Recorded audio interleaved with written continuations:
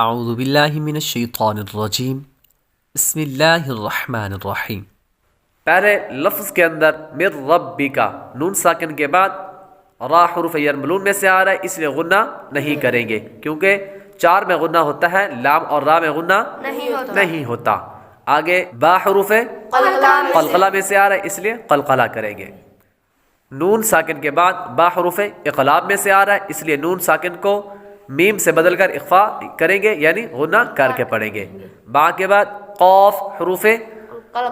قلقلہ میں سے آ رہا ہے اور حروف مستعلہ میں سے آ رہا ہے، تو اس لیے اس کو پر بھی کریں گے اور قلقلہ بھی کریں گے۔ انشاءاللہ تعالی آج سے ہم نے کوشش کی ہے کہ اپنے اسباق کو مزید بہتر کیا جا سکے، اپنے اسباق کو مزید بہترین انداز میں بیان کیا جا سکے، مزید آسان ترین ادائیگی کے ساتھ پڑھایا جا سکے۔ پہلے بھی ہم کوشش کر رہے ہیں، آپ سب بہت محبت کرتے ہیں۔ مزید ہم نے ایک کوشش یہ کی ہے کہ ہم اپنے اسباق جیسے پہلے پڑھتے ہیں ویسے پڑھنے کے بعد ہر لفظ کے بارے میں بتائیں گے کہ کہاں پر غنہ ہو رہا ہے، کہاں پر نہیں۔ اگر ہو رہا ہے تو قاعدہ کون سا لگتا ہے اور اس کی وجہ کیا ہے، اگر نہیں لگ رہا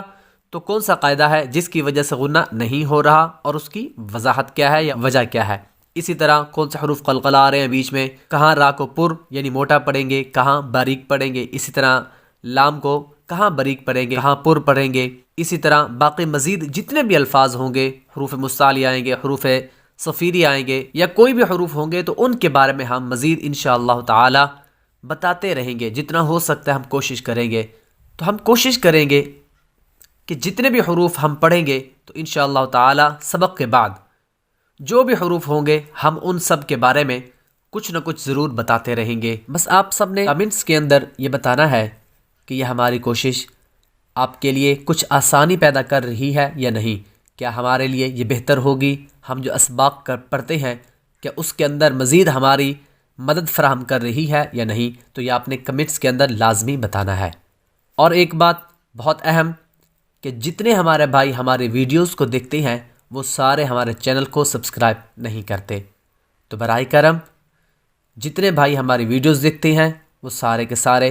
ہمارے چینل کو سبسکرائب کریں، ویڈیو کو لائک اور شیئر کریں، بیل آئیکن ضرور دبائیں تاکہ اس طرح کی قرآن پاک کی تجویدی ویڈیوز آپ تک بر وقت پہنچتی رہیں۔ تو آخر میں ایک ہی گزارش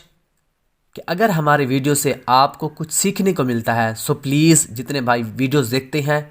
وہ چینل کو سبسکرائب ضرور کیا کریں اور ویڈیوز کو شیئر لازمی کیا کریں۔